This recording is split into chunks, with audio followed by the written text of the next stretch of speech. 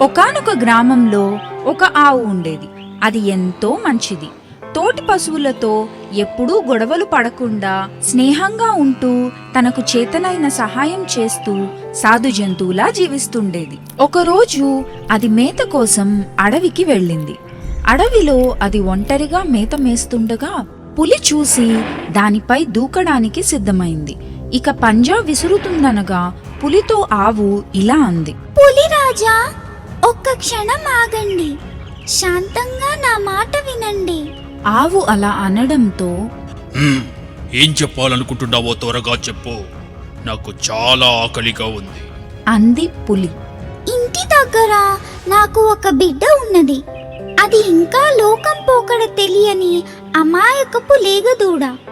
నేను మేతకు రాగానే రోజూ ఎప్పుడు తిరిగి తన వద్దకు వస్తానా అని ఎదురు చూస్తూ ఉంటుంది. నీవు దయతలిస్తే నా బిడ్డకు కడుపు నిండా పాలిచ్చి వస్తాను. ఆ తర్వాత నన్ను తిను అని వేడుకుంది ఆవు. ఆ మాటలు వినగానే పులి పెద్దగా నవ్వింది. ఇంటికి వెళ్ళి బిడ్డకు పాలిచ్చి వస్తావా? ఆహా, ఏమి మాయమాటలు! నన్ను మోసం చేయాలని ప్రయత్నించకు, నేనేం వెర్రిదానను కాను అంది కోపంగా. నేను అసత్యం పలికేదానను కాను. ఒక్కసారి మాట ఇచ్చి తప్పితే ఆ బ్రతుకు బ్రతికి ఏం లాభం? ఒకటి మాత్రం నిజం, ఎవరికైనా ఎప్పటికైనా చావు తప్పదు.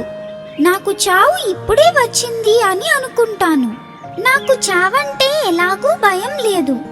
నీవు పంజా విసిరినప్పుడే నేను నా ప్రాణాలపై ఆశ వదులుకున్నాను. కానీ నా పసికూన గురించి ఒక్క క్షణం ఆలోచించు. అది నా కోసం ఈ సమయంలో ఎదురు చూస్తూ ఉంటుంది. రేపటి నుంచి ఎలాగో తన బ్రతుకు తానే బ్రతుకుతుంది. ఈ ఒక్కసారి కడసారి చూపు తనివి తీరా చూసుకోనివ్వు. దానికి మంచి చెడ్డలు చెప్పి లోకం పోకడ చెప్పి వస్తాను.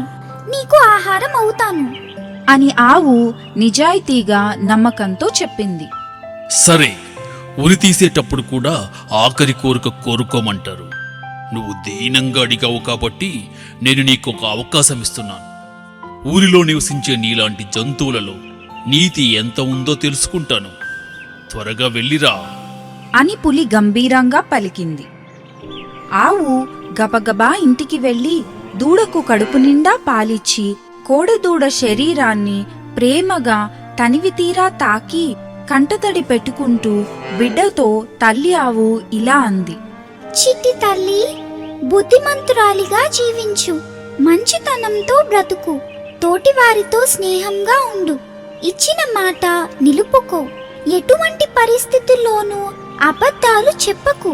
సత్ప్రవర్తనతో మంచి పేరు తెచ్చుకో అని బుద్ధులు నేర్పింది. అనంతరం నేరుగా అడవికి చేరుకొని పులి ఉన్న చోటుకు వచ్చింది. పులిరాజా, నేను నా బాధ్యతలను నిర్వర్తించి మీ ముందుకు వచ్చి నిలబడ్డాను. మీ ఆకలి తీర్చుకునే వేళ అయింది.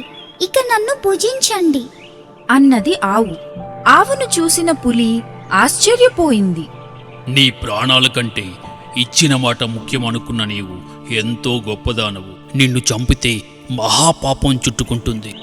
ఇక నీవు నీ బిడ్డతో సంతోషంగా జీవించు, వెళ్ళిరా అని రెండు చేతులతో మొక్కి ఆ ఆవును పులి చంపకుండా వదిలేసింది.